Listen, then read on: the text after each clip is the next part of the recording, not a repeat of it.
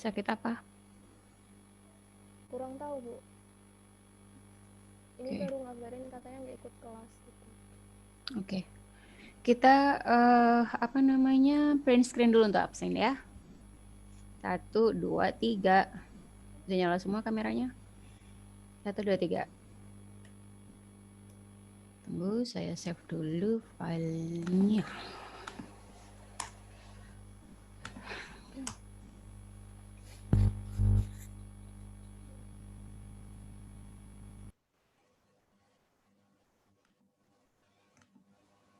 Satu lagi. 1, 2, 3. Fabita, Ade, Ilham. Belum dinyalain kameranya? Mika. Udah. 1, 2, 3.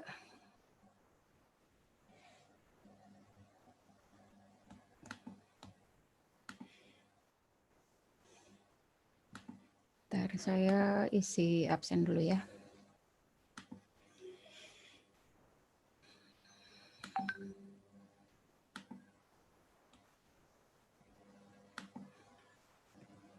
Lima 11.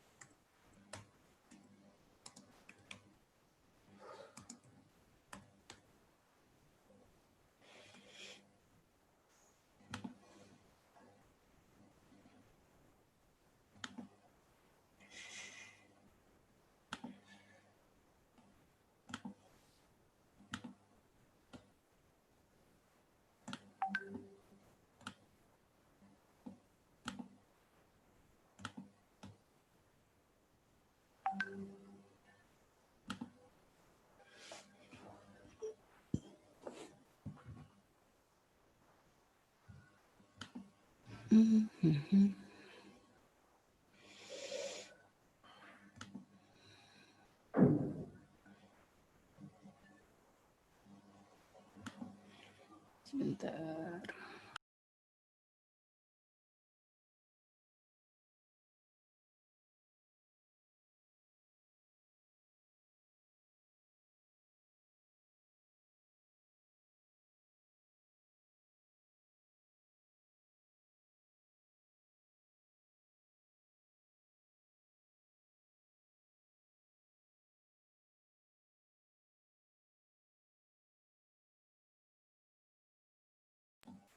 Oke, kita mulai kelasnya. Assalamualaikum warahmatullahi wabarakatuh. Waalaikumsalam warahmatullahi wabarakatuh. Waalaikumsalam, Bu. Kita mulai kelas hari ini, kita bahas mengenai komunikasi organisasi. Sebelum kita masuk ke materinya, di sini ada nggak yang anak BEM atau anak HIMA?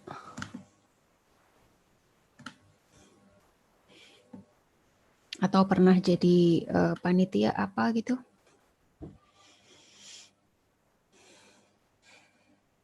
Di sini nggak ada yang anak Aja, apa? ikut panitia doang Panitia. sama organisasi LDK sih. LDK, oke. Iya. LDK sebagai Anggota.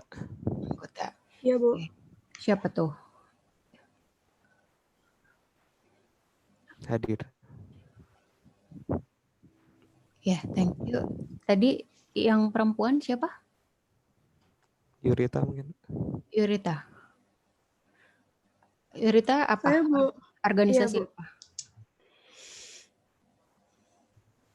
KMP sama angkatan, Bu.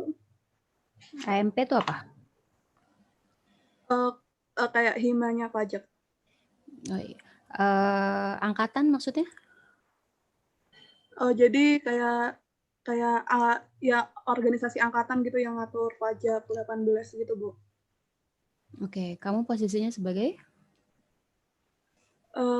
Angkatan Kabid, kalau di KMP-nya anggota, Bu. Oke. Kabit itu kepala bidang ya? Iya, Bu. Ada lagi? Thank you, Rita. Reza, Bu. Reza apa? Ada sebenarnya juga iya, Bu. Kalau kepanitiaan terakhir dinamika, Bu. Dinamika. Iya, ospek. Oke. Ya, Ada juga. ya ada, tapi kita beda bidang. Kamu bidang apa? B2. B2 itu apa? Ya, kedisiplinan lah, Bu. Ngurusin kedisiplinan. Yang bagian ini ya, yang marah-marahin kalau nggak pakai ikat pinggang gitu ya. Betul, Bu. Ngasih tugas juga. Penugasan dan penilaian namanya. Oh, oke, penugasan di wilayah. Kalau ada apa? Ayo, Desi. Kebalikannya Reza, Bu. Apanya? Kebalikannya Reza kalau saya. Jadi kamu yang apa? Yang rusuh? Yang ngebimbing mahasiswanya, Bu. Oh, yang ngebimbing mahasiswa. Iya. Untuk apa? Kayak memperkenalkan kampus gitu, Bu, tugas saya, Bu. Memperkenalkan kampus ya. Oke, ada lagi yang lain? Nambahin, Bu. Iya. Saya juga bimbing kampus dengan cara yang berbeda, tapi, Bu. Sebenarnya kayak gitu. Cara yang berbeda tuh gimana? Soft approach, kalau saya dengan hard approach. Gimana, sorry? Kalau caranya Ade itu dengan cara yang halus, soft approach. Kalau saya, bidang kami dengan hard approach. Kayak, kan kedisiplinan juga perlu, kayak gitu. Ya pokoknya kalau yang kemarin banyak di viral itu kan contohnya yang kayak, mana ikat pinggangnya maba, yang gitu. Kalau di sini, insya Allah nggak kayak gitu, Bu. Nggak ada ya. Tapi serunya ospek kan sebenarnya itu tahu. Ya, kalau bandel sih, yang kan anak stan kan baik-baik, Bu. Tapi benar, emang tergantung culture-nya ya. Jadi masing-masing kampus biasanya punya culture atau budaya ospeknya beda-beda. Thank you sharingnya. Ada lagi yang lain? Jadi organisasi itu apa sih?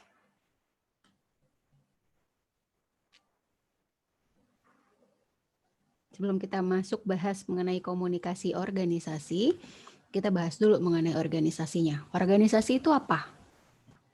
Sekumpulan orang mungkin, Bu. Sekumpulan orang tujuan yang sama. memiliki tujuan yang sama. Orang demo? Ada organisasinya kayaknya.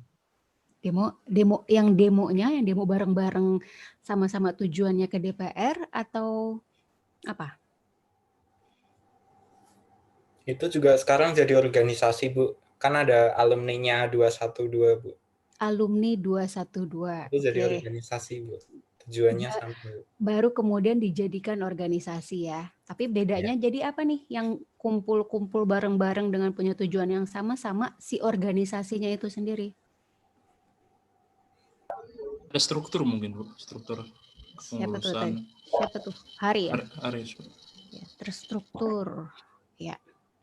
Thank you pendapat-pendapatnya. Jadi benar.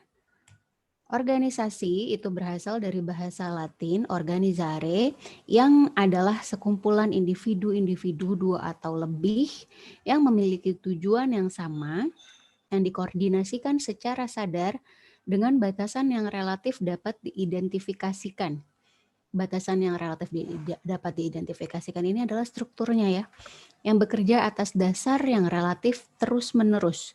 Ada continuity, ada konsistensi di situ untuk mencapai tujuan bersama. Jadi benar, yang disebut organisasi baru bisa dikatakan organisasi kalau dilakukannya dengan sama-sama sadar dengan tujuan yang sama dan punya hierarki, punya struktur. Jadi masing-masing ada job desk-nya sendiri, ada tanggung jawabnya sendiri. Di sini yang yang di luar tadi yang sudah terbiasa ikut organisasi atau ikut kepanitiaan, ada yang masih nggak paham nggak tentang struktur organisasi?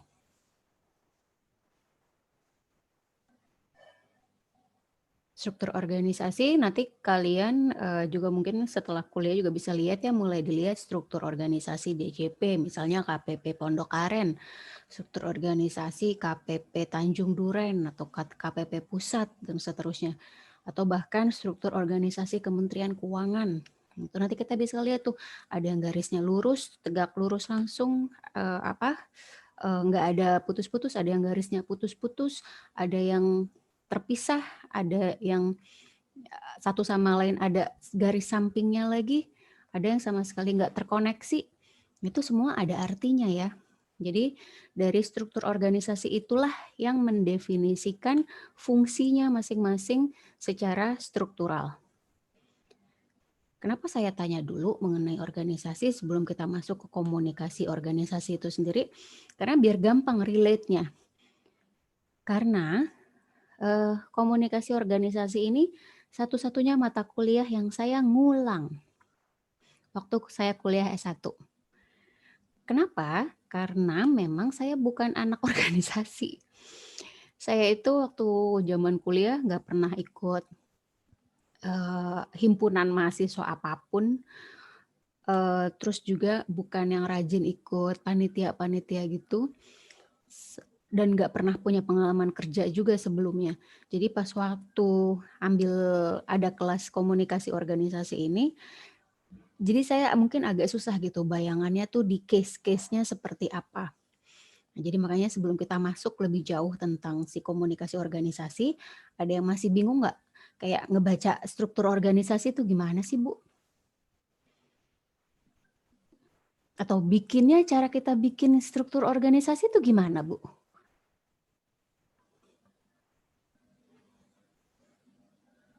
Atau bingung sendiri, berarti saya posisinya di struktur ini, posisi saya yang mana?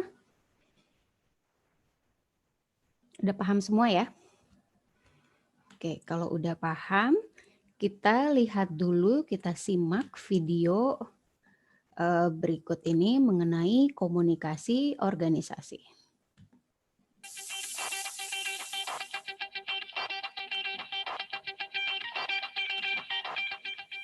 Organizational communication can be defined as communication patterns used by people working in an organization to direct the flow of information. Organizational communication is a vibrant subfield of communication studies that deals with analysis of the different functions of communication in an organizational setup such as leadership, gender, relationships, culture, structure, climate, technology, organizational goals, ethics, diversity, and conflict. Predominantly, organizational communication exists in two structures, namely formal and informal. First, formal communication takes place as per designated channels of organization for passing official work-related information. There are three types of formal communication structures, such as top-down communication or downward communication, which is the conventional structure of organizational communication directed from management to the subordinates in the form of job instructions, procedures, company policies, on-job trainings, and etc. The second type of formal communication is down-up communication or upward communication, which is the contemporary structure of communication that values collaboration, creativity, and diversity. It is directed from lower level to upper level of management in the form of reporting, passing feedback, mention of concerns and questions, and etc. The third type of formal communication is horizontal communication structure, which is laid on the foundation of equal opportunity and coordination across employees who are all at the same designated levels. Second is informal communication, which takes place for social and personal interests among the employees without any bar of designated channels in the organization. It is more relaxed and comfortable form of communication that fosters healthy working climate and reduces stress among the employees. The type of organizational communication mainly depends upon its culture, which controls the pattern of employee behavior, values, and their overall approach to achieve the single organizational goal. Therefore, every organization performs differently and runs on a different motto that aligns with its organizational culture. Thank you for watching, and we now hope you have a better understanding of what organizational communication is and the different types of patterns associated with organizational communication.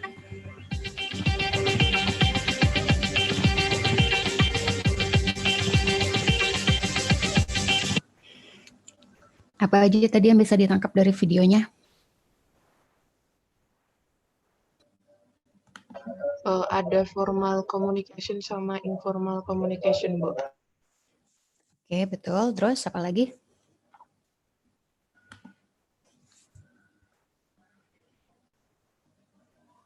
Ada formal dan informal communication. Kemudian apa lagi?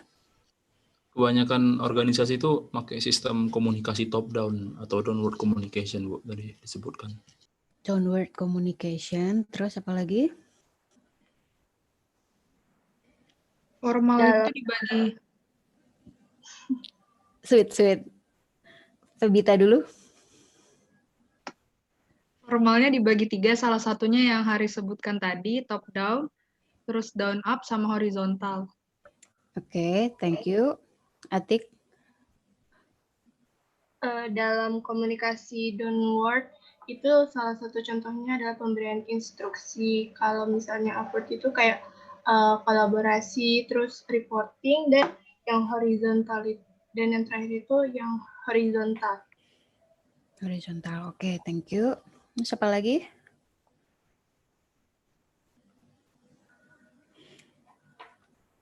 Nah, udah. Kita keep dulu ya tentang tadi si formal komunikasi atau informal komunikasi, upward, downward, dan horizontal.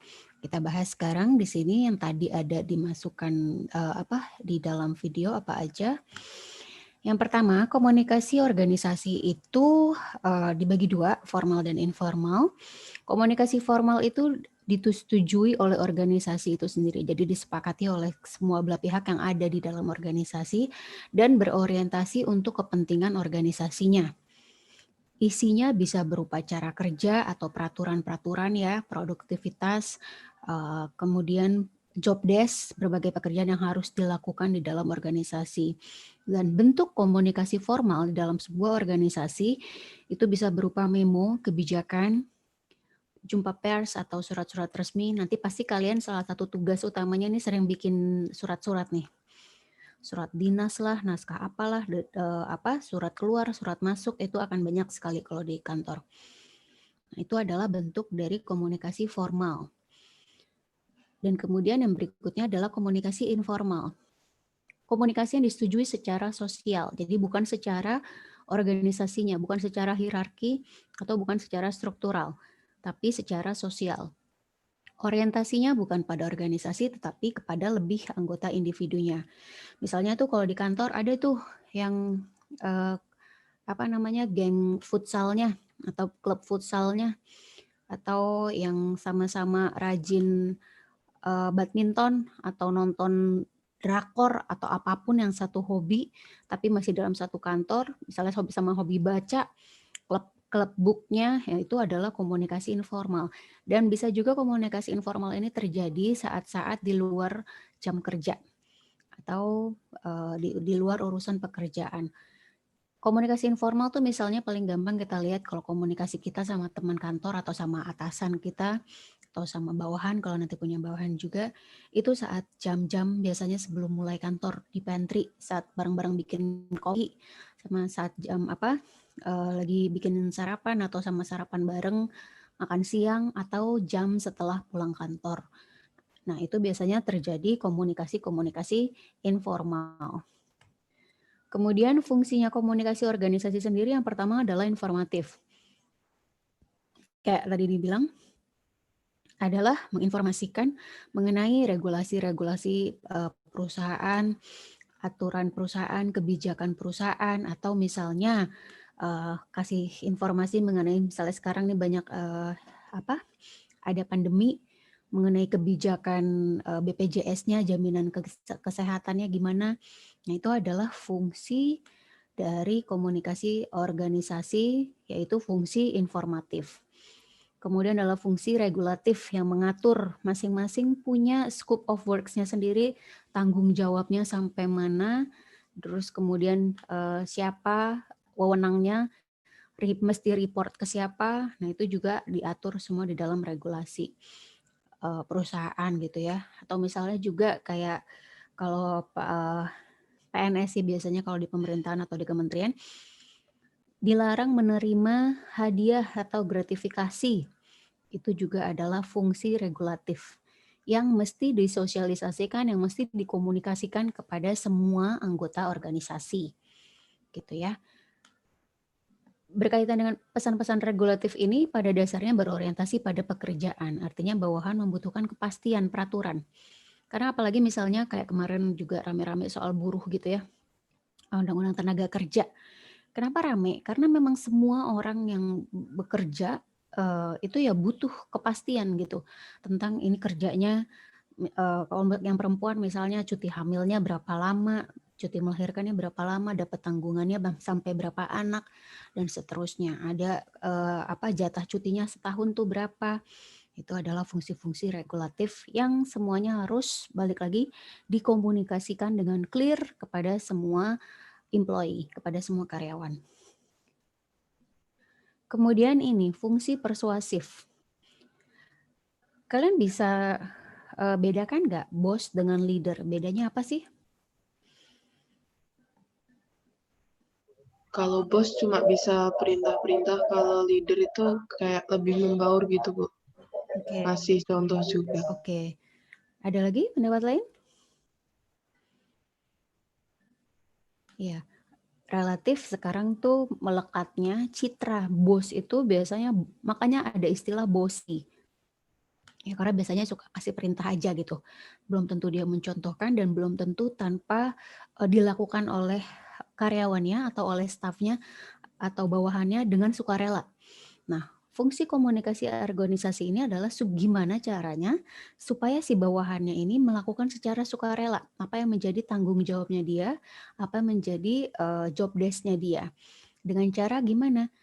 Melakukan komunikasi yang persuasif. Persuasif itu yang pemimpin, makanya kan ada istilah leadership ya. Bukan bossip, dan juga ada istilahnya bossy. Nggak ada istilahnya kalau yang leader terlalu ngelit gitu, apa? Nggak ada, adanya bossy. Karena kenapa? Itu membedakan secara karakter leadership seseorang itu, dia bisa mempersuasikan, membuat bawahannya, karyawannya merasa memang berkewajiban untuk melakukan pekerjaannya dengan cara yang menyenangkan, dengan cara yang di-encourage gitu, dengan cara yang didorong dan dimotivasi dengan sesuai. Makanya dari fungsi persuasif ini, pekerjaan yang dilakukan oleh karyawan akan menghasilkan kepedulian yang lebih besar dibanding kalau pimpinan sering memperlihatkan kekuasaan dan kewenangannya. Ini artinya tadi ya, dibanding orang yang bossy, tapi kalau sosok leader yang punya leadership-nya bagus, leadership-nya mumpuni untuk karyawannya. Jadi kalau misalnya karyawannya ada masalah atau terkendala sesuatu, dia mencari tahu dulu tanpa langsung judgement, tanpa langsung marah-marah nggak jelas padahal belum tahu masalahnya apa. Cuma memperlihatkan kekuasaannya aja, kewenangannya sampai mana. Gitu. Padahal sebenarnya sebagai employee ya tetap perlu dimanusiakan gitu. Jadi fungsi persuasif ini adalah kita gali dulu masalahnya apa dan dicari solusinya bareng-bareng gitu. Sehingga akhirnya apa? Si employee akan merasa didengarkan, merasa disupport, merasa dilibatkan. Kemudian fungsi integratif. Fungsi integratif di sini misalnya kita lihat di dalam saluran komunikasi formal itu siapa yang pernah naik Bluebird terus ngeh tuh atau travel trans, biasanya ada di belakang supir ada buletin.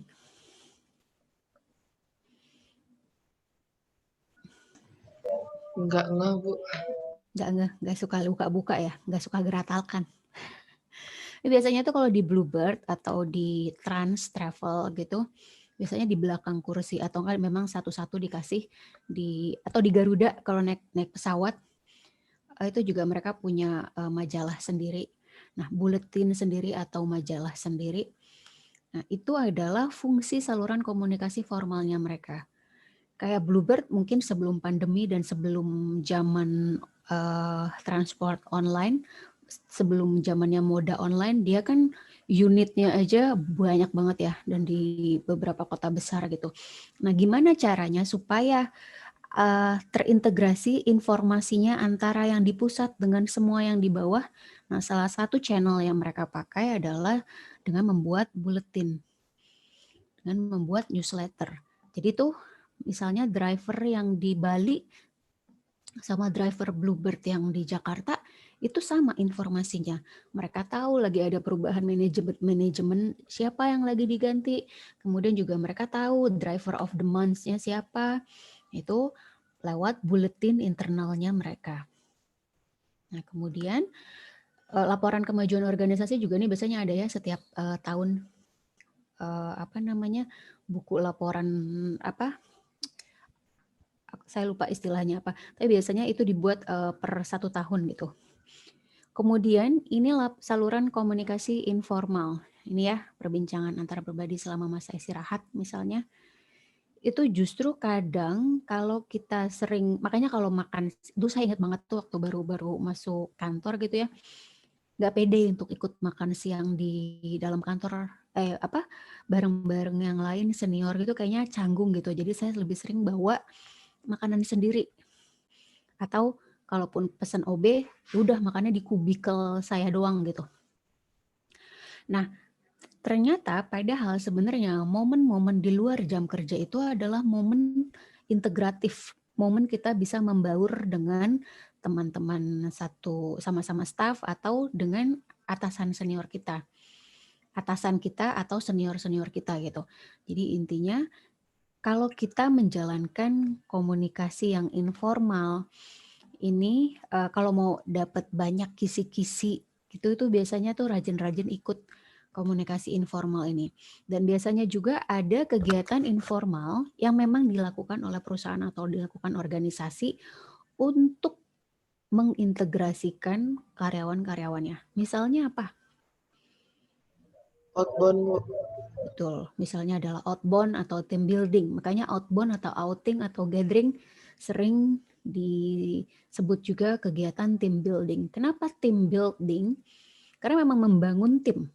Jadi dari yang tadinya nggak pernah kerja bareng, nggak pernah kenal, emang nggak pernah ada urusan singgungan pekerjaan, jadi kenal secara individu. Karena misalnya ternyata digabung jadi satu tim waktu gathering itu, waktu outing itu. Nah, disitulah kemudian tercipta fungsi integrasinya. Jadi karena berikutnya setelah outingnya selesai, setelah gatheringnya selesai, jadi ngerasa kenal, jadi ngerasa akrab, minimal yang tadinya sosok nggak ngelihat kalau di lift atau di jalan, jadi mau nggak mau nyapa karena udah kenal. Nah, itu adalah salah satu saluran komunikasi informal yang digunakan sebagai fungsi integratif. Ada pertanyaan dulu nggak sampai sini?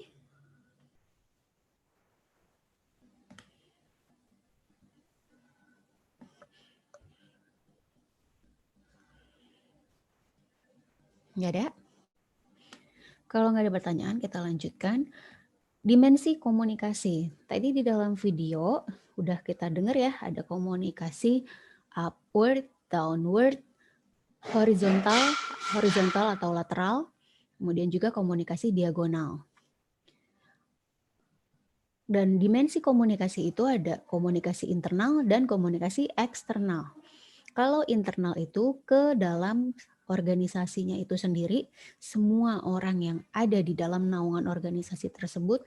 Kalau eksternal itu dari organisasi kepada publik atau kepada halayak atau kepada umum.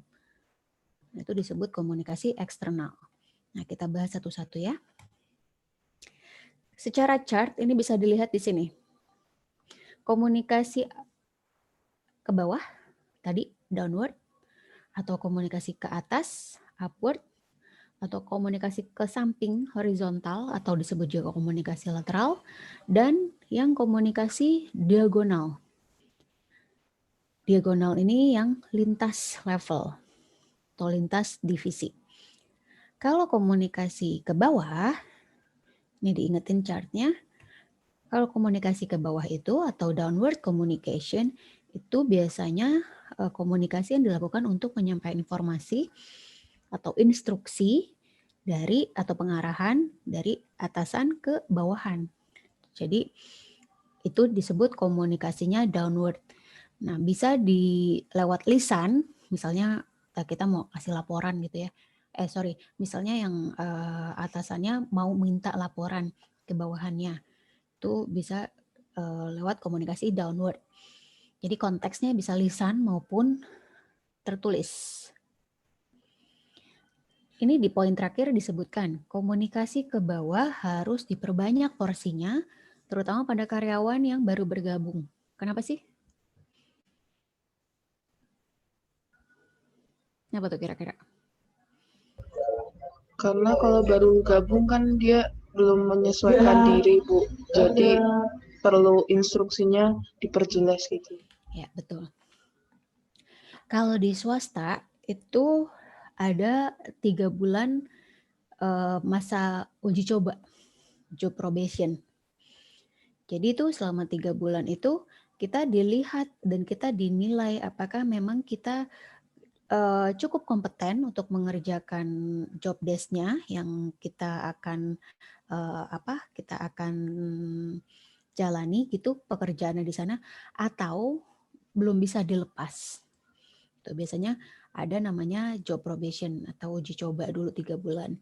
Nah, kalau di di PNS biasanya mungkin juga nanti mestinya diwajib didampingi oleh mentor yang sesuai.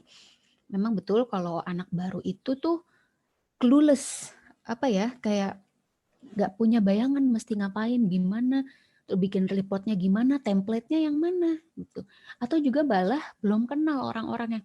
Nanti kamu kejar ya, tanda tangannya harus ada tanda tangan Bapak A, B, C. Orangnya yang mana? Makanya harus ada orientasinya dulu gitu sebelum dia benar-benar diterjunkan langsung ke lapangan. Oke, sampai sini ada pertanyaan? Udah siap jadi anak baru? Intinya nanti kalau kalian udah masa penempatan dan udah jadi karyawan, walaupun karyawan baru, harus berani, harus banyak ngambil inisiatif. Karena kenapa benar kalau anak baru itu memang karena belum punya gambaran. Kalau kalian mungkin lebih gampang karena edukasinya udah sama. Kenapa saya bilang sama? Karena kan penempatannya di pajak ya. Kalian udah 3 tahun belajar pajak udah mateng dong. Tinggal adalah penempatannya di case-case yang seperti apa.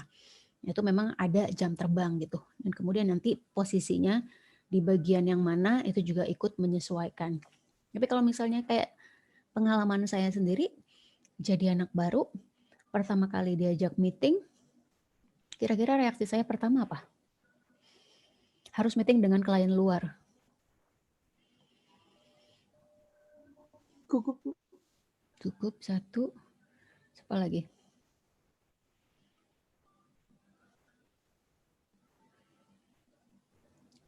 Panik, Bu. Panik. Kemudian apa lagi? Bingung, Bu. Bingung ya. Nah, jadi saya mau sharing pengalaman saya pertama kali meeting dengan klien luar itu. Kliennya itu dulu saya masih ingat Epicentrum. Epicentrum itu anak perusahaannya Bakri. Terus kan kantor pertama saya itu kan advertising ya. Jadi mereka mau pasang iklan. Pasang iklan di Kompas 1 halaman. Pasang iklan di Kompas 1 halaman tuh berapa sih harganya?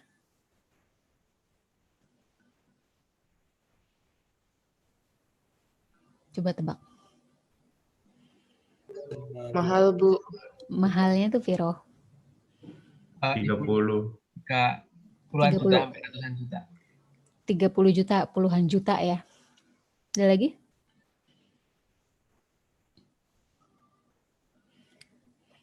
Nah, surprisingly, pasang iklan itu tahun berapa saya lupa, 2007-2008. 1 halaman full Kompas color itu hampir mendekati 1 M. 1 miliar. Nah, jadi pas waktu pertama kali saya diajak meeting, terus udah di sounding nih. Ini dia mau pasang iklan nih, lah. Gede lumayan gitu. Oh iya, oke Mbak gitu. Tapi manajer saya tetap yang meeting, jadi saya cuma ngedampingin gitu. Suruh lihat meeting tuh gimana, intinya tuh gitu. Terus pas waktu proses meeting itu pertama kali saya ikut itu diajak, alhamdulillah dari pertama kali mulai sampai selesai saya diem, gak ngomong apapun. Cuma ngomong sekali saat memperkenalkan diri. karena dikenalin kan, oh ya Mbak ini kenalin tim baru kita, oh ya halo siang Mbak, udah that's it gitu doang. Karena kenapa? Ya emang kalau anak baru itu ya nggak tahu mau ngomong apa tuh nggak tahu, gimana cara ngomongnya nggak tahu, iya kan?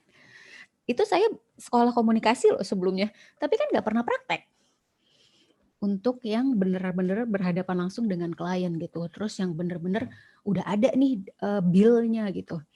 Jadi benar-benar nggak tahu. Makanya itu dibutuhkan komunikasi downward itu yang lebih intens, terutama untuk anak-anak yang memang atau pegawai-pegawai yang baru masuk. Supaya apa? Supaya ada transfer knowledge. Jadi mereka lebih siap untuk dipakai, gitu. Lebih siap untuk dilibatkan di dalam tim. Jadi setelah pertemuan meeting pertama tadi dengan klien luar, pulang jadi saya jadi belajar. Oh, emang cara ngukur iklan itu gimana Mbak? Harganya nentuinnya gimana? Terus gitu. Terus nanti follow up-nya gimana? Bayarnya gimana? Jadi timbul kan, jadi ter-encourage untuk tahu lebih dalam tentang produk knowledge-nya apa yang kita jual gitu. Nah, itu fungsinya dari komunikasi downward. Kemudian komunikasi ke atas, sebaliknya. Komunikasi ke atas itu terjadi dari bawahan ke atasannya. Jadi kalau iklim komunikasi kantornya terbuka, ada yang masih ingat apa yang dimaksud dengan iklim komunikasi terbuka?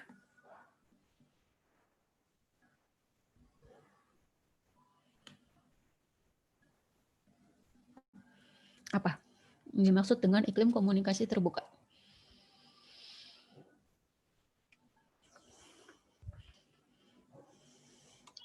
Ingatnya yang pas kasus Orba itu, Bu. Gimana tuh? Orba kan tertutup. Yang terbukanya gimana?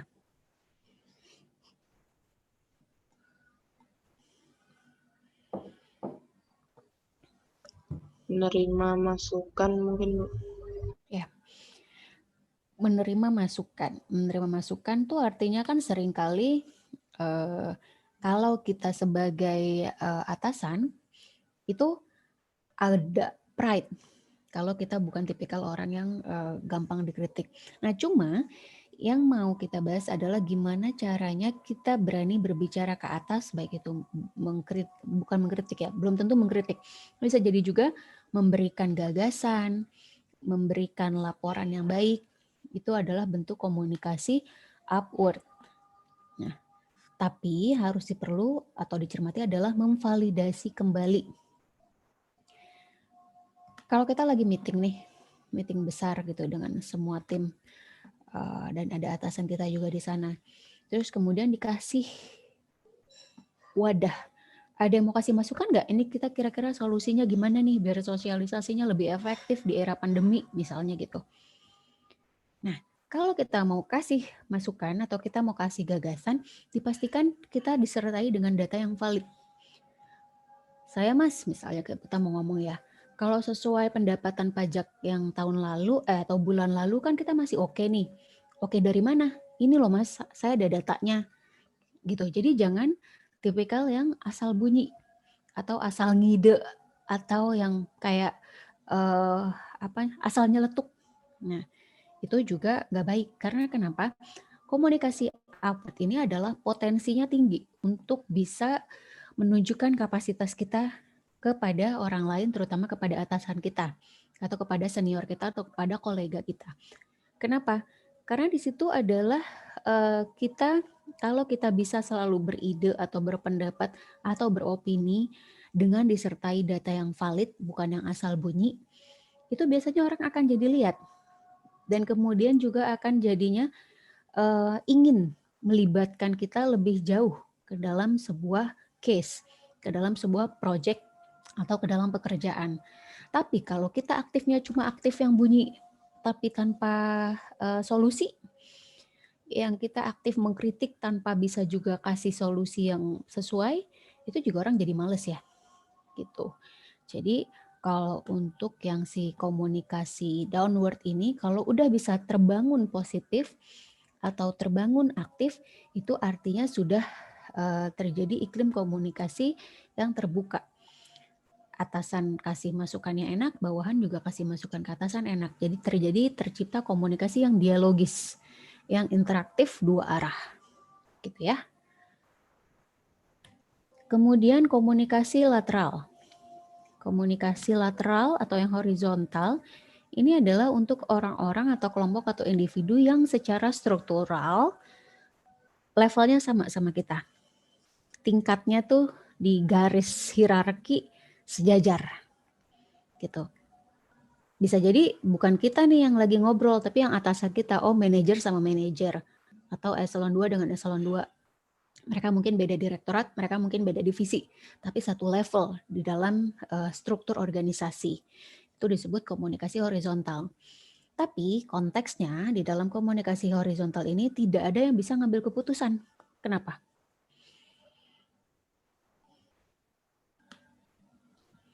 Kedudukannya sama gitu. Betul, karena kedudukannya sama. Jadi ini hanya untuk sekedar brainstorming, ini untuk sekedar saling koordinasi atau saling mengkonfirmasi gitu ya.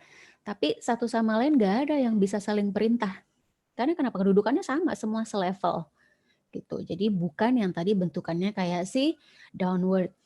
Jadi dia bisa kasih perintah langsung atau dia sebagai pengambil keputusan. Gitu. Kalau si kedudukannya secara horizontal lateral ini sama, habis itu selesai meeting mereka bareng, tetap mereka harus balik lagi ke atasannya masing-masing kalau memang harus ada yang diputuskan. Gitu. Tapi tidak boleh saling perintah karena secara struktural itu melangkahi. Kemudian komunikasi diagonal. Kalian by the way ini kan jam-jam ngantuk ya. Kalau mau sambil ngemil, mau sambil makan, jangan makan berat ya. Mau sambil ngopi, ngeteh, bebas ya, serah. Yang penting fokus. Jadi komunikasi diagonal ini adalah komunikasi yang dilakukan lintas level, lintas direktorat atau divisi. Jadi crossing, ada nyebrang gitu ya. Makanya disebut garisnya secara ininya komunikasinya diagonal. Bisa beda departemen, beda divisi, beda direktorat, dan beda level, strata kedudukan posisi jabatannya. Tapi di komunikasi diagonal ini sering terjadi miscommunication. Kenapa?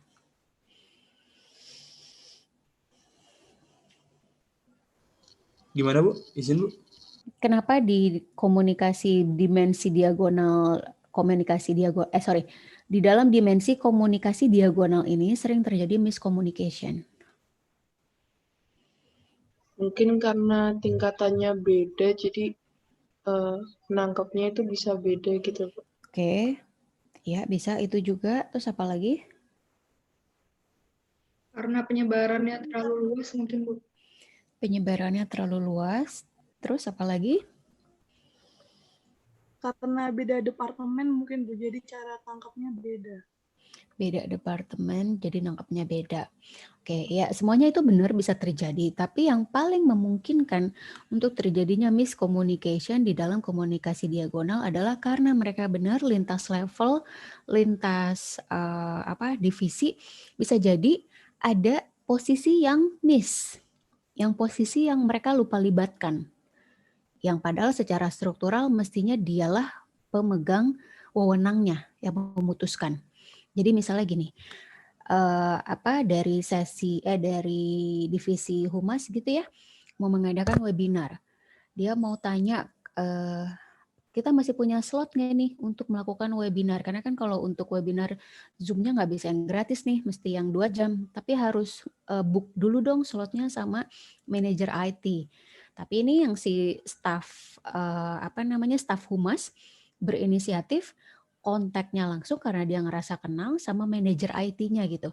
Jadi bukan yang ke sesama staff dia konfirmasinya, tapi tapi lompat langsung ke manajernya. Nah, gitu manajernya bilang karena kebetulan mungkin mereka satu klub futsal gitu ya. Jadi dia ngerasa akrab. Padahal gue tanya aja langsung ke Mas A gitu. Mas, nanti untuk minggu depan itu ada nggak slot untuk Zoom link kita 2 jam? Yang dari punya KPP kita. Oh nggak bisa, itu besok full, minggu depan itu full. Kalau mau reschedule aja gitu.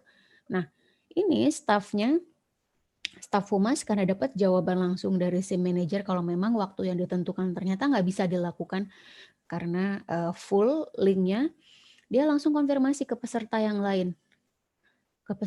Kalau webinarnya reschedule gitu. Tanpa sebelumnya dia konfirmasi dulu ke atasannya.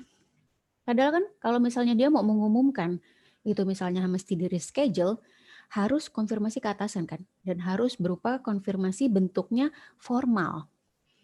Nah, tapi atasannya begitu tahu mungkin dari orang lain yang memang pengen jadi peserta, Mbak, emang ini benar di reschedule? Hah, kata siapa? Saya belum mereschedule apa-apa. Nah, itu yang disebabkan oleh komunikasi diagonal. Di satu sisi, si staf humas ini benar cepat dapat jawaban dari si manajer IT-nya. Oh iya, nggak ada, untuk tanggal itu udah penuh slotnya. Tapi satu sisi karena dia langsung main tanpa ada koordinasi lagi dengan yang atas, dia cukup merasa udah cukup jawabannya dari si manajer IT, tapi dia lupa konfirmasi manajer humasnya misalnya, itu jadi miss.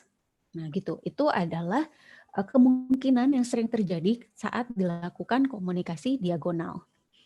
Ada orang-orang yang mungkin karena lompat gitu ya, bisa jadi juga jadinya kalau misalnya si ibunya baper gitu ya, si atasannya baper, ini nih kebiasaannya dia nih, kayak nggak koordinasi dulu sama saya, malah lebih percaya orang, lalala, kan namanya orang beda-beda ya. Ada yang kalau misalnya emang nanti jadi sensitif gitu, akan jadi masalah di kemudian hari. Gitu. Jadi harus diingat di dalam komunikasi organisasi adalah strukturnya, batasan-batasannya. Sejauh apa kita bisa koordinasi dengan yang lain. Itu tadi dari dimensi internal, kemudian kita masuk, ada mau pertanyaan dulu nggak?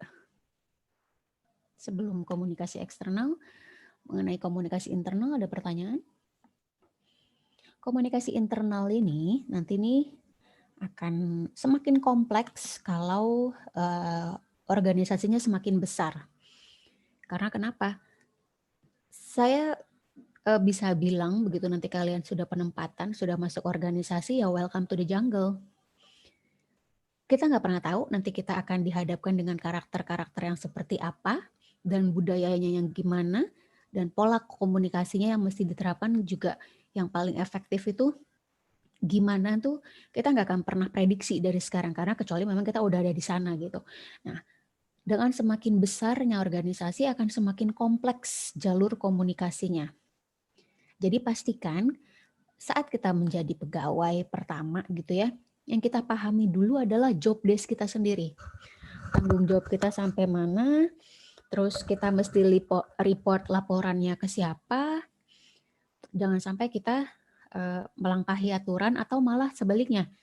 Misalnya ada senior yang rese, yang kerjanya ngasih tugas mulu ke kita, padahal itu bukan kerjaan kita. Nah itu juga bisa terjadi tuh. Senioritas, junioritas itu juga bisa sangat ada gitu ya. Makanya yang perlu kita tahu dulu adalah scope of works-nya diri kita sendiri. Wewenangnya sampai mana. Terus kemudian kita laporannya ke atasannya itu siapa. Karena bisa jadi ada yang secara non formal dia dianggap lebih bos. Mungkin misalnya justru yang secara struktural leadership-nya kurang. Nah itu juga gimana menyikapinya. Gitu. Jadi kalian harus benar-benar peka ya dan aware dengan komunikasi internal. Karena ini juga yang akan menentukan jenjang karir kalian. Kenapa saya bilang gitu? Karena misalnya tadi komunikasi apa yang ke atas? Upward, Bu. Upward. Ya, misalnya komunikasi upward ya. Kalian banyak ide, kalian banyak tahu, misalnya ini kalian ditempatin di KPP yang ternyata nih kepalanya atau bosnya nih yang masih jadul banget. Padahal orang udah semua bergerak era digital, padahal semua orang udah lebih banyak pakai sosial media, ini si kepalanya malah tetap konvensional, dia tetap mesti nyari-nyari nyetak iklan manual atau bikin flyer. Nah, mungkin kita sebagai si anak baru, kita punya kapasitas lebih di sana. Yang si atasannya ini nggak ngerti. Nah, kalau kita nggak berani speak up, kita nggak berani kasih pendapat, kasih gagasan, kira-kira atasannya akan tahu nggak? Kalau, oh iya ya dia lebih ngerti loh, udah jago nih dia nih, gitu. Yaudah, nah tapi balik lagi, kalau kita sudah berani mengkasih ide, kasih gagasan, make sure kita bisa mengeksekusinya. Jadi jangan, ini aja Pak, iklan aja di YouTube, gimana caranya? Gimana ya Pak? Gitu. Atau nggak apa-apa, kalaupun misalnya nggak tahu, kalau secara teknisnya nanti saya cari tahu dulu Pak, tapi yang pasti kalau untuk bikin videonya, saya bisa Pak, misalnya kayak gitu. Atau untuk di foto aja deh, untuk di feed Instagram aja, saya bantu foto ya Pak, tapi captionnya mungkin Mbak ini lebih bagus tulisannya Pak, gitu loh. Jadi kita juga beride plus tahu step-step untuk eksekusinya. Kalaupun misalnya kita nggak paham nih secara teknisnya, aduh saya nggak bisa ngedit pakai Photoshop Pak, atau saya nggak bisa ngedit videonya, tapi Mas itu jago loh. Nah, jadi berani speak up, berani berpendapat, plus memberikan ide yang kita sendiri sanggup mengeksekusi, itu nantinya akan sering lama-kelamaan kita dilibatkan. Percaya deh. Daripada kita cuma selama meeting, rapat, terus-terusan cuma diem di pojokan.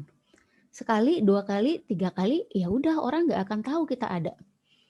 Gitu. Padahal misalnya nanti kalian pas begitu di tahun ke-3, kok dia cepet banget nih naik karirnya? Review lagi ke diri kita sendiri. Kita kelihatan nggak kinerjanya? Perform nggak? Gitu ya. Makanya di komunikasi internal ini kita mesti cepat kuasai dan juga mesti luwes ya. Karena nggak bisa tuh yang terlalu saklek. Nggak bisa Mbak, ini di job desk saya nggak ada nih. Sama sekali nggak mau ngebantuin gitu timnya. Padahal misalnya tugas kita udah selesai dan kerja kan, makanya ada struktur organisasi, namanya organisasi. Adalah poinnya teamwork, kerja bareng, kerja tim. Jangan misalnya mentang-mentang juga ini udah bukan kerjaan kita, tapi kita yang terlihat sama sekali nggak mau bantu, itu juga jadi problem nanti. Gitu ya. Jadi balik lagi, ini adalah ilmu sosial yang bisa sangat adaptif dan sangat mesti melibatkan keluasan kalian untuk mempraktekannya. Oke, kalau nggak ada pertanyaan untuk komunikasi internal, kita masuk ke komunikasi eksternal. Komunikasi eksternal ini adalah komunikasi dari organisasi kepada halayak. Misalnya, itu tadi ya, press conference, Ibu Sri Mulyani mau mengumumkan pendapatan pajak lewat press conference. Nah, itu adalah bentuk komunikasi eksternal. Dengan mengeluarkan, biasanya di dalam press conference juga ada press release-nya. Atau press release ini yang diliput oleh, kita disebarkan aja ke media-media. Ini loh statement resmi negara, gitu. Ini loh statement resmi lembaga, tuh press release. Kemudian bisa juga bentuknya berupa surat pidato, atau ada pasang iklan di surat kabar, atau ada pasang artikel, film dokumenter, ini juga bisa, atau poster dan konferensi pers, brosur, leaflet. Nah, ini untuk komunikasi yang eksternal, saya minta kelas kalian dibagi 4 kelompok, kemudian jadi tugas kelompok, di mana tugas pertama, kelompok pertama tugasnya bikin press release, kemudian kelompok kedua bikin poster, kelompok ketiga bikin flyer, dan kelompok keempat bikin video. Yang temanya adalah pajak di era pandemi. Pembagian kelompoknya bebas, terserah kalian yang menentukan.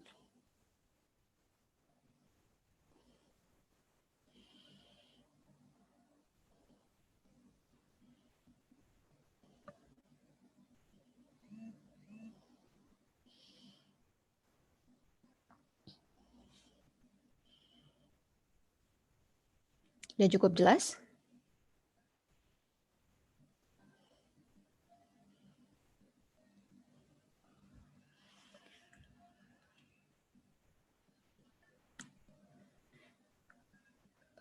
Oke, kalau nggak ada pertanyaan saya lanjutkan ya. Untuk tugasnya juga udah jelas? Bu, kalau yang tugasnya kan pajak di era pandemi, kalau misalnya nyorotin tentang insentif pajak di era pandemi, misalnya UMKM yang PPh-nya ditanggung pemerintah, Boleh. itu boleh nggak, Bu? Boleh. Boleh. Isu spesifiknya saya nggak batasi, tapi masih garis besarnya in general adalah pajak dalam era pandemi. Tapi isu spesifiknya apa, terserah kalian. Oke, makasih, Bu. Sama-sama. Oke, kemudian kita lanjut ya. Itu tadi ya, komunikasi eksternal bisa dari dalam, dari organisasinya, keluar kepada publik, kepada umum. Atau bisa juga jadi sebaliknya, dari umum kepada organisasi tersebut atau ke lembaga tersebut. Misalnya apa kalau di pajak? Melalui lewat apa? Sosialisasi mungkin. Sosialisasi kan dari dalam keluar. Oh, ini tadi dari luar ke dalam ya? Kalau ini dari luar ke dalam, dari orang umum kepada orang pajak. Kering pajak, Bu. Ya, benar. Bisa lewat misalnya pakai sebenarnya kan kering pajak itu adalah konsep call center ya. Call center customer service kalau itu produknya produk umum. Tapi karena memang ini pajak punya istilah sendiri namanya kering pajak. Itu adalah bentuk komunikasi eksternal dari umum, dari halayak, dari masyarakat ke lembaga, ke organisasi. Atau bisa juga kalau dulu itu paling takut ya kalau organisasi itu kalau ada aduan masyarakat di suara pembaca. Kenapa? Karena dibaca umum, Bu. Benar. Karena misalnya yang melakukan keluhan satu orang ya, tapi yang baca kan banyak ya, ribuan orang, mungkin bisa jutaan juga kalau upahnya banyak. Nah, itu yang kemudian akan berpengaruh kepada reputasi lembaga atau reputasi si organisasinya itu sendiri. Nah, kalau itu kan zaman dulu ya, konvensional. Kalau sekarang apa? Kita secara umum atau orang umum atau masyarakat umum bisa kasih masukan atau kita kasih pendapat atau malah mengkritik atau ada tanya keluhan itu bisa lewat apa? Komen-nya, Bu. Online, benar. Sekarang tuh paling takut banget kalau jangan sampai diviralin loh. Diviralin untuk sesuatu yang negatif. Nah, itu sebenarnya adalah sama bentuk komunikasi eksternal dari umum ke organisasi. Gitu. Ada pertanyaan sampai sini?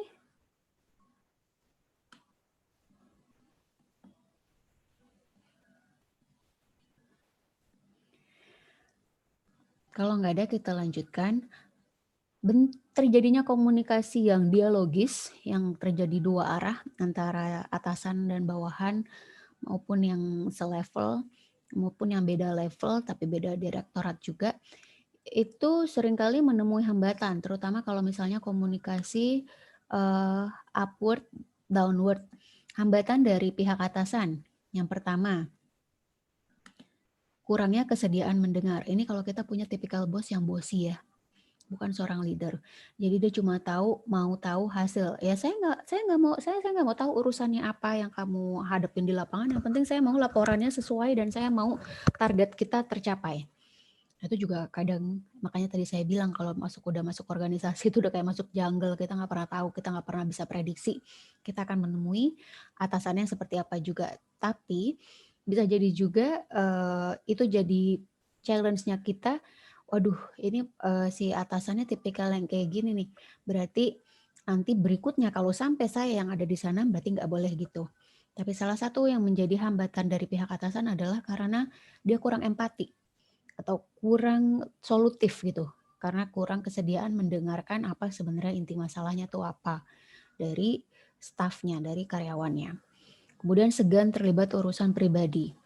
Segan terlibat urusan pribadi tuh maksudnya gimana?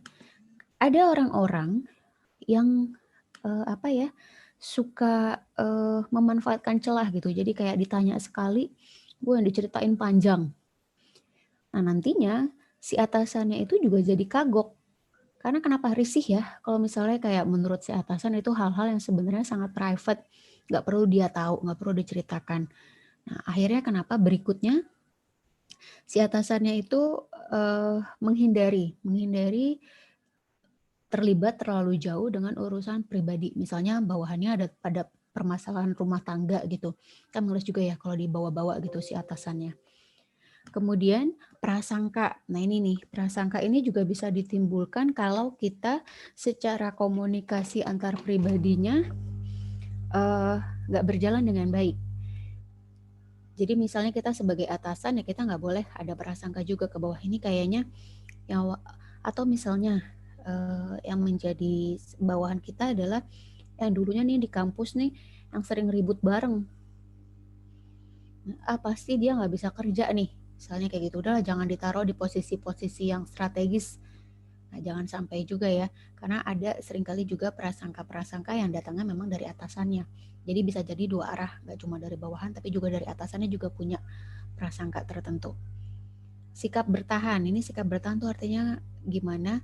Maksudnya tuh kalau dari atasan biasanya kalau dikasih kritik atau masukan, tapi dilakukannya misalnya di depan umum, atau dia menjaga wibawa dia sebagai seorang atasan, ya masa gue kalah, misalnya ada yang kayak gitu ya, atau mungkin dia tahu dia salah tapi kayak ngeles mulu. Nah itu juga bisa menjadi hambatan, padahal sebenarnya mungkin bawahannya atau timnya bisa kasih masukan yang solutif gitu ya, tapi hambatannya dari dia sendiri adalah dia terlalu defensif.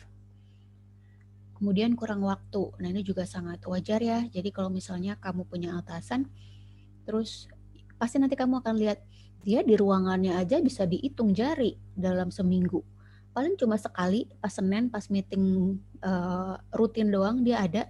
Sisanya dia keluar kota kemana. Itu juga ada.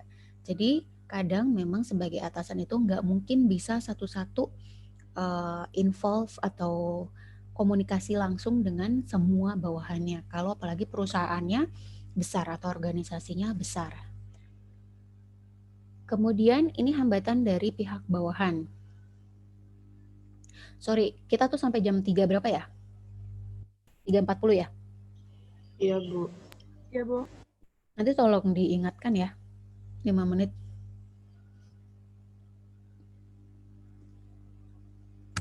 Siap, Bu. Kalau hambatan dari pihak bawahan, yang pertama adalah keterbatasan pengetahuan. Kalau kamu nih tiba-tiba diajak meeting ketemu WP yang WP-nya besar gitu ya, pendapatan pajaknya dari perusahaan ini, misalnya company gitu ya. Tapi terus juga kita nggak paham secara teknisnya, mungkin secara teori-teori udah banyak yang lupa nih, ini berapa ya angkanya, terus cara ngitungnya tuh gimana ya. Itu otomatis pas saat meeting, kita berani ngobrol nggak? Atau misalnya malah kita lupa browsing dulu atau cari tahu dulu ini siapa WP-nya. Company-nya tuh apaan sih bisnisnya? Nah, karena ada keterbatasan pengetahuan, biasanya tuh dari bawahan enggan untuk ngomong, untuk bicara. Karena ya dia tahu, aku ngerti juga enggak gitu ya. Sama isunya apa, masalahnya apa.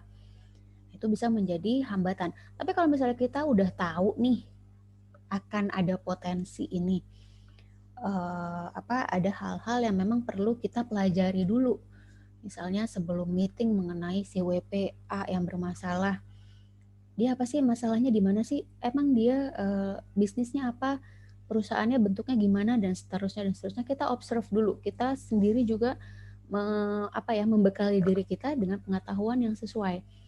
Nanti begitu udah dibahas atau diajak meeting, diajak ngomong nyambung gitu.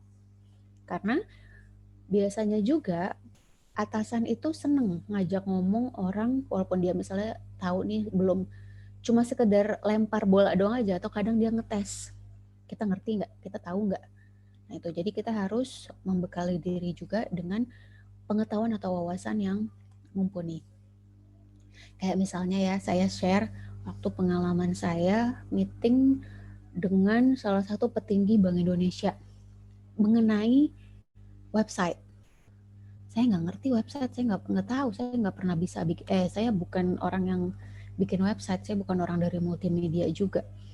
Tapi kemudian diminta untuk meeting karena kebetulan yang mestinya meeting berhalangan, diminta saya gantiin gitu untuk meeting dengan si pejabat BI ini dan membahas tentang website. Yang pertama kali saya lakukan apa?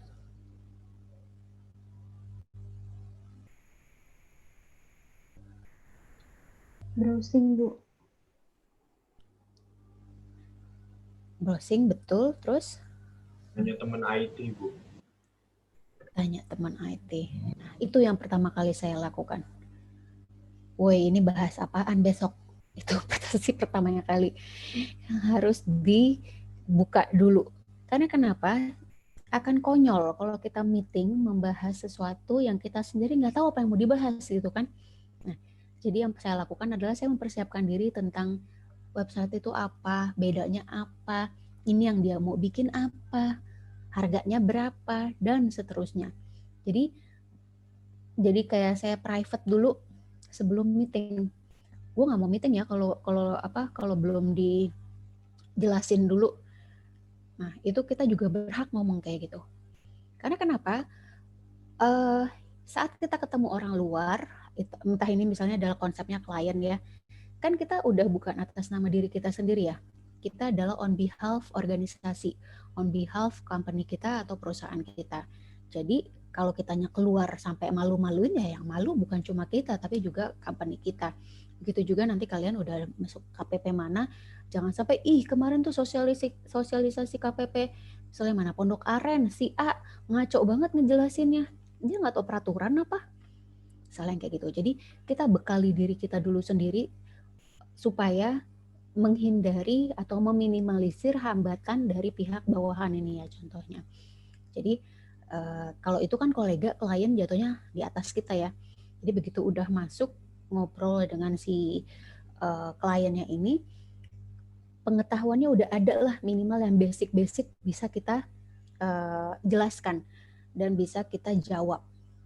Nah jadi begitu juga dengan kalian nanti di pajak. Kalau kita mau ketemu siapa, isunya apa, dicari tahu dulu gitu. Dikumpulkan sebanyak mungkin informasinya yang terkait dengan case tersebut. Kemudian hambatan lagi adalah prasangka emosional. Misalnya nih, kalian tiba-tiba diajak meeting, ini prasangka emosional juga bisa terjadi dari atasan atau bisa juga terjadi dari bawahan ya. Ini dengan kepala kantor yang sehari-hari tuh terkenal galak. Terus kemudian kita diajak meeting sama beliau. Padahal kita sebenarnya belum pernah ketemu langsung atau komunikasi langsung. Ada nggak perasaan takut duluan, jiper duluan? Ada, Bu. Udah pasti ada dia. Karena memang itu secara naturalnya kita ada prasangka emosional yang sebenarnya mungkin adalah pengamatan kita. Gila bapak ini kalau ketemu nggak pernah senyum, atau si mbak ini kalau ketemu mukanya judes mulu, melengos mulu. Itu adalah prasangka emosional. Padahal bisa jadi kalau secara profesional dia sebagai tim enak banget misalnya. Kerja sama dia pasti beres deh, tapi mungkin emang hari-harinya aja dia judesnya nggak ketolongan gitu. Itu yang harus dihindari.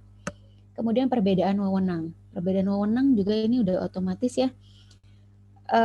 Misalnya kalian tiba-tiba ada kesempatan untuk meeting bareng dengan Ibu Sri Mulyani atau stafnya deh, staf ahlinya dia. Saat pertemuan pertama, dan kalian baru penempatan nih di KPP pusat misalnya, kalian langsung diajak meeting besar yang langsung ada staf ahlinya Bu Sri Mulyani. Kalian berani ngomong nggak? Kenapa? Kemungkinan besar enggak, Bu. Kemungkinan besar mah langsung kicep ya. Kayak langsung udah aja didiem, jadi anak baik di pojokan. Dan itu memang adalah salah satu hambatan. Apa tuh? Siapa yang ngomong tapi suaranya putus-putus? Itu adalah salah satu hambatan dari pihak bawahan, perbedaan wewenang. Kita tuh seringkali melihat kalau yang semakin tinggi jabatannya semakin segen kita ngomong. Semakin segen kita berurusan. Padahal belum tentu juga ya. Kadangkala yang kita lihat secara struktural posisinya jauh di atas kita, ternyata orangnya humble, ternyata orangnya menyenangkan. ternyata orangnya senang berbagi ilmu gitu. Jadi itu harus kita kuasai ya. Hambatan komunikasi organisasi sama ya kayak kemarin kita belajar komunikasi antar pribadi.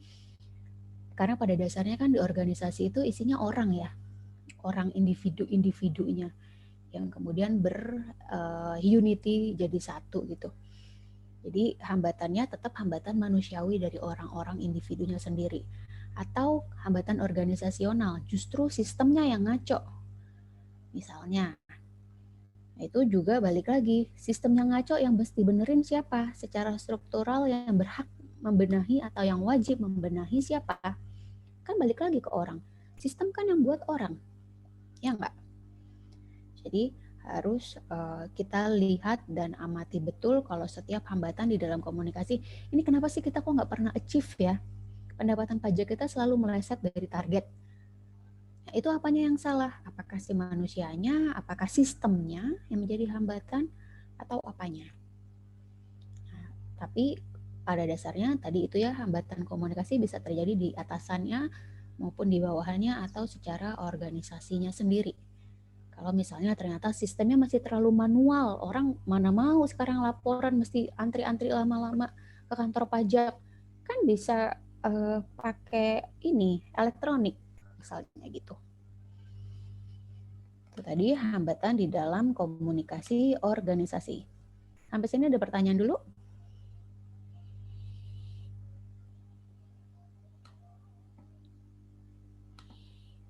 Oke, kalau nggak ada,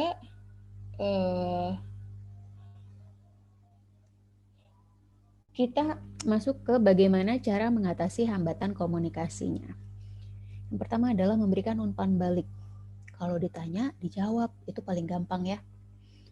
Karena kadang juga, ya ada masukan, cuma diem gitu. Terus ujung-ujungnya ngedumel. Pas selesai rapat, tapi marah-marah. Padahal nggak puas, tapi dikasih jatah ngomong, dikasih jatah berpendapat, nggak dipakai. Nah itu jangan sampai gitu. Jadi cara mengatasi hambatannya adalah lakukan umpan balik atau feedback. Memberikan kesempatan seseorang untuk menyampaikan informasi. Jadi terjadi komunikasi dua arah atau komunikasi dialogis atasan dan bawahan. Kemudian konsepnya komunikasi yang efektif itu kan selalu berfokus pada audiensnya. Kenali dulu penerimanya. Aduh, gue mau laporan sama bos, kenapa deg-degan banget ya? Tapi ntar aja deh, si bos biasanya sih pulangnya suka maleman nih. Kalau maleman dia udah mulai santai. Ntar aja deh gue laporannya pas maleman, nunggu yang lain pada balik. Misalnya kayak gitu ya. Jadi cara kita mengobserv orang lain, misalnya atasan kita sendiri, atau misalnya dari teman kerja kita sendiri yang kayak kita ngerasa kok susah ya kerja sama dia. Kita coba lagi amati lagi dia secara personal, secara individu. Karena pada dasarnya komunikasi yang efektif adalah yang sesuai dengan karakter individu itu sendiri. Supaya apa? Supaya pesan yang diterima pesan yang disampaikan dapat diterima dengan baik dan dipahami. Kemudian ini tadi yang jangan asal bunyi. Jangan asal bentar-bentar ngadu mulu. Pak, yang ininya nggak bisa. Bu, yang ininya masalah terus. Tapi apa yang jadi masalahnya tuh kita kasih terperinci. Jadi kalaupun misalnya kasih masukan juga gitu, ada pendapat, nah itu harus disampaikan secara valid, berdasarkan apa, terus datanya gimana di lapangan misalnya. Harus disampaikannya misalnya yang berkepentingan juga siapa, yang berwewenang siapa. Jangan sampai kita ngeluh masalah IT sama orang keuangan misalnya, yang nggak nyambung juga ya, dia juga nggak kasih solusi jadinya. Gitu. Jadi kita kalaupun misalnya dalam rapat besar dipastikan kita punya datanya sendiri. Data itu dalam arti apa? Kita tahu laporan minggu lalu tuh gimana, progresnya per minggu ini gimana. Nah, dan saya sarankan, saya nggak tahu ya kalau masa kalian ini masih suka nyatet nggak?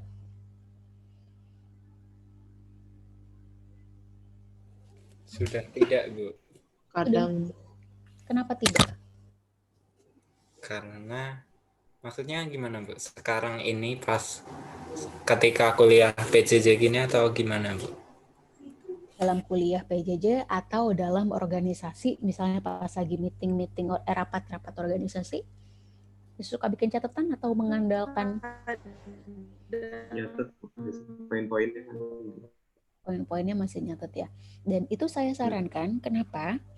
Karena kalau nanti di dalam dunia kerja, saya nggak tahu mungkin metode kalian udah lebih pakai iPad aja atau pakai tab aja, atau mungkin kalian nulis panjang lebar di notes handphone gitu ya. Tapi sih intinya orang akan lebih seneng kalau misalnya dia bicara terus juga tapi ditulis notes. Terus nanti tuh jadi tahu misalnya pas meeting minggu berikutnya, loh Mas ini nggak sesuai sama yang bahasan kita minggu lalu. Kita punya sanggahan tapi juga punya data. Loh emang minggu lalu bahasnya apa? Bentar saya buka catatan saya dulu. Gitu. Itu fungsinya. Jadi orang juga bisa tahu atau bisa nilai kalau kita kasih pendapat, kasih masukan itu bukan sekedar asal ngomong. Gitu ya. Dan biasanya kalau itu sering terjadi berulang, orang jadi lihat juga, wah ini anak serius kerjanya, misalnya gitu.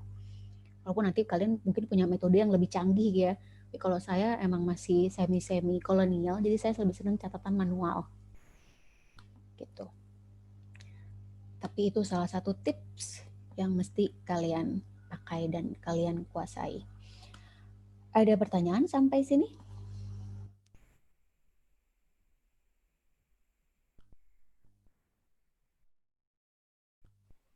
Bu, izin bertanya soal yang lagi rame sekarang. Siapa nih yang nanya, sorry? Reza ya? Iya. Oke, apa aja? Soal Omnibus Law, Bu. Ini kan lagi rame-rame juga. Menurut saya, hambatan pertama itu kurangnya komunikasi antara masyarakat dengan pemerintah sendiri. Yang ingin saya tanyakan, gimana sih komunikasi yang baik antara pemerintah dan masyarakat? Karena biasanya peraturan baru itu muncul, masyarakat rata-rata nggak tahu. Sebelum saya kuliah juga, ketika ada peraturan baru gitu ya, saya nggak pernah tahu peraturan itu ada atau muncul kapan. Dan di masa sekarang ini lagi rame, emang Omnibus Law ketika muncul ada perbedaan persepsi masyarakat, jadi menimbulkan kontra sama pro ya Bu. Yang ingin saya tanyakan gimana sih cara agar masyarakat sama pemerintah itu selaras komunikasi? Thank you pertanyaannya Reza. Sebenarnya jujur saya nggak terlalu ngikutin si Omnibus Law. Karena kenapa? Agak-agak gimana ya, kayak udah bisa diprediksi kalau sebenarnya apa yang saya tahu waktu demo pertama itu kan sebelum si RUU-nya sendiri disahkan gitu. Jadi yang di demo, yang dipermasalahkan adalah draft yang belum ketuk palu katanya.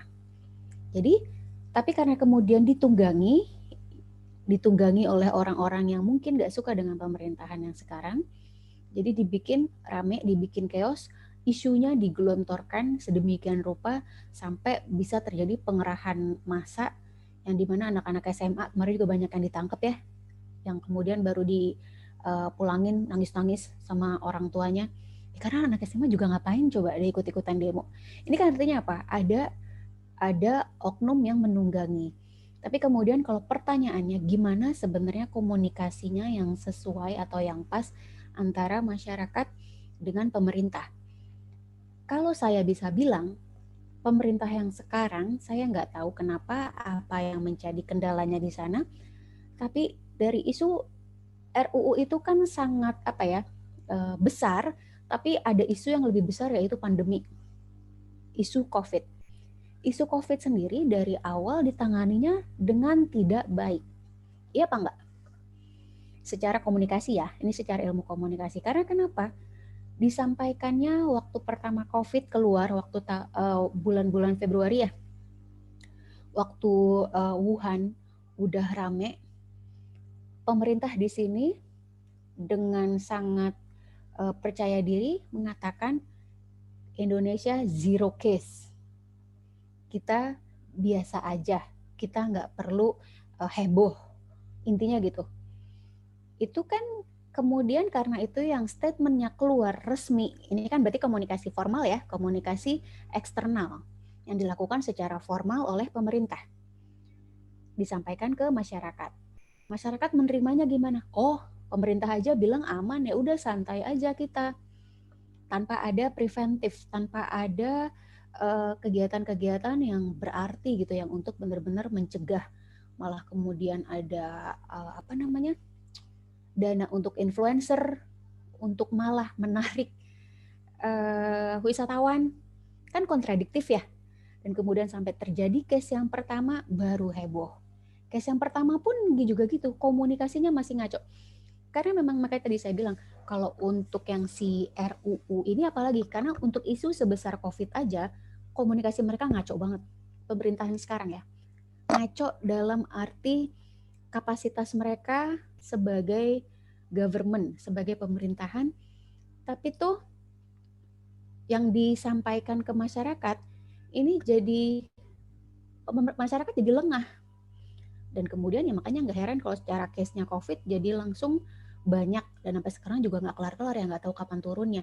Ya karena itu, pemerintah mengkomunikasikannya mencela-mencela gitu. Ntar bilang santai aja, terus besoknya bilang mesti waspada, besoknya lagi disantain lagi, yang kayak gitu. Memang ada, saya nggak tahu itu isunya di mana, tapi secara garis besar memang ada salah dengan cara pemerintah berkomunikasi ke bawah. Nah, kalau soal RUU, kenapa kok kemudian pemerintah juga jadi kesannya nggak ajak gitu ya mensosialisasikan RUU ini ke umum? Kalau menurut saya itu pun banyak faktor eksternalnya. Karena kenapa? Demo awal yang didemoin soal draft, belum undang palu. Terus kemudian juga ngaconya lagi, kalau saya cuma simak sekilas-sekilas ya di TV, apa yang didraftkan, apa yang tadinya sudah dibahas bareng ketua buruh lah, bareng ke tenaga kerjaan, asosiasi-asosiasi ketenaga kerjaan, tapi kemudian yang dipublish bukan yang mereka sepakati bersama di dalam ruang tertutup. Jadi chaos. Nah, itu kan artinya ada yang missing. Mungkin di situ lebih banyak terjadi komunikasi diagonal. Jadi satu sama lain tuh kurang koordinasinya. Yang kemudian akhirnya yang berimbas adalah ke masyarakat sendiri. Dari bilang simpang siur.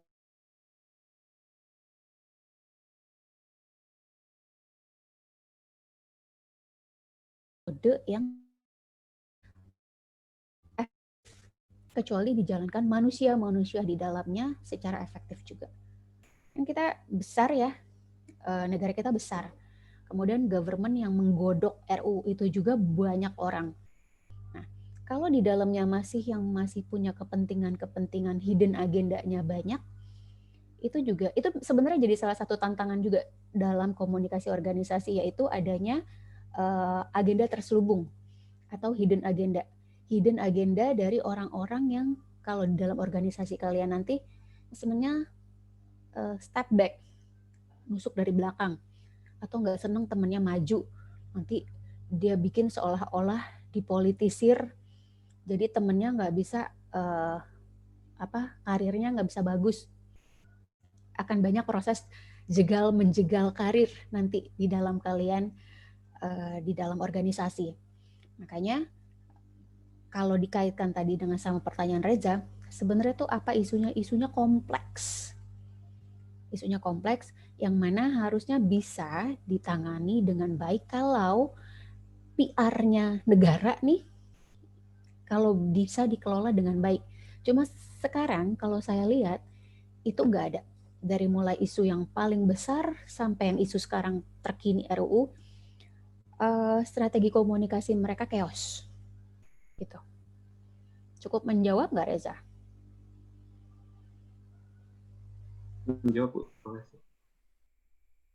Jadi memang bukan balik lagi tadi saya bilang, kalau komunikasi itu kan ilmu sosial ya. Jadi yang kayak kita pelajari sekarang ini adalah pakem-pakemnya. Tapi aplikasi di lapangannya itu sangat berpengaruh dengan masing-masing individunya. Makanya tadi salah satu hambatannya adalah hambatan manusiawi. Mau struktur organisasinya udah dibuat sebaik mungkin, job desk-nya udah sesempurna mungkin, masing-masing udah harusnya tahu wewenangnya sampai mana, tapi akan ada orang-orang di dalamnya, individu-individu yang serakah, yang greedy, yang ingin mencaplok. Masing-masing punya itu tadi hidden agenda yang mungkin jadinya yang teruji adalah soal integritasnya. Ada pertanyaan lain?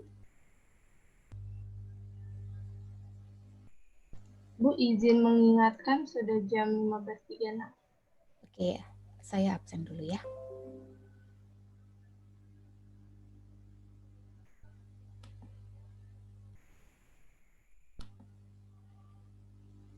Sorry, sebentar. Ada pertanyaan lagi nggak?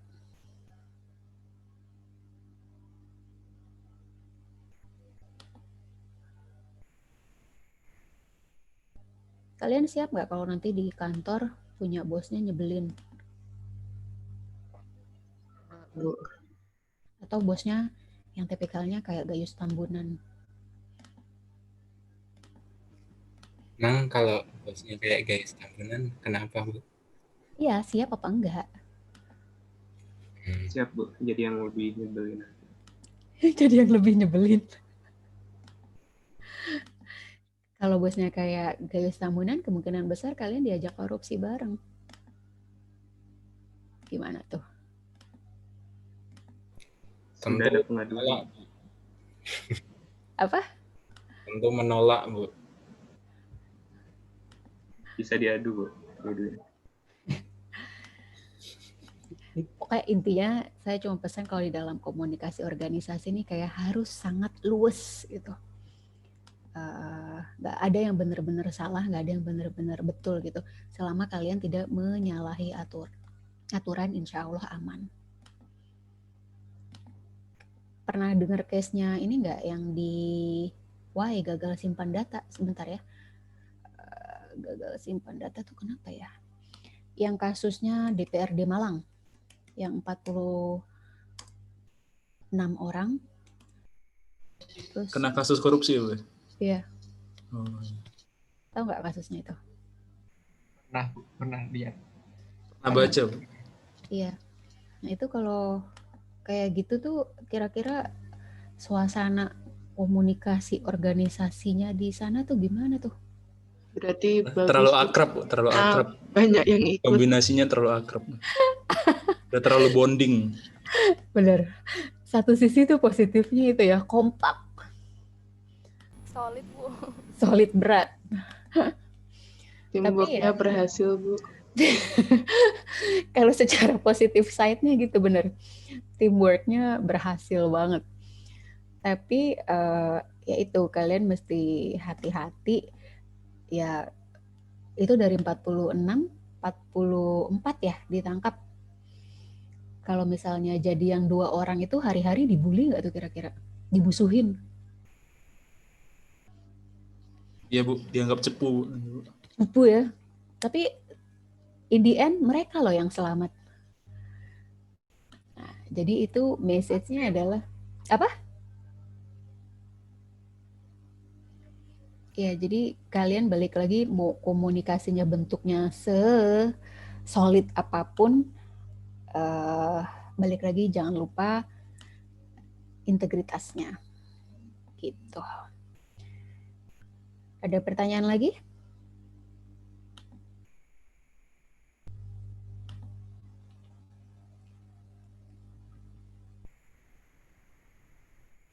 Ini apa chat? Bentar saya lihat.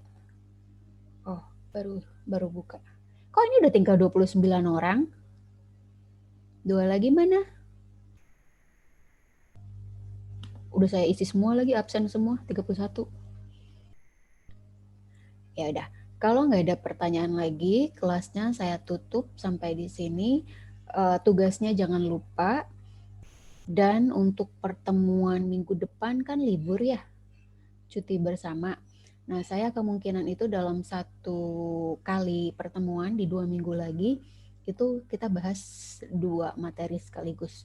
Karena insya Allah di minggu depan saya udah bisa bikin video lagi juga, jadi bisa materinya lewat video. Karena si videografernya alhamdulillah udah sembuh gitu ya. Ada pertanyaan lagi? Maaf Bu, jadi kelas minggu depan dipindah ke tanggal berapa ya? Nah, kalau tanggalnya kalian pilih aja tanggal random yang kosong. Tapi intinya kita tetap akan ada satu kuliah, tapi materinya 2. Materinya 2, karena saya yakin itu bisa lebih diringkes karena videonya udah saya kasih di YouTube nanti. Jadi pertemuan yang ke-5 dan 6 itu insya Allah sudah ada videonya nanti untuk di minggu depan gitu. Kita masih ada 2 minggu lagi soalnya kan.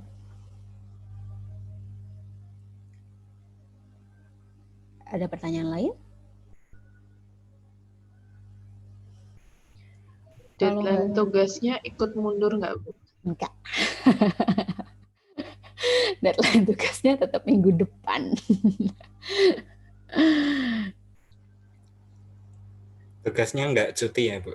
Tugasnya nggak cuti. Pasti juga kalian cari-cari bahan kan, mau ngapain juga, udah kelamaan libur. Kita mau bonding bareng-bareng, Bu, pas libur. Berlatih ilmu komunikasi itu praktek. Berarti ilmu komunikasi di rumah ya. Enggak, tugasnya minggu depan supaya nanti kalau ada apa yang perlu dikoreksi kita bahas lagi langsung di pertemuan 2 pertemuan yang dijadiin 1 itu. Ada pertanyaan lagi nggak?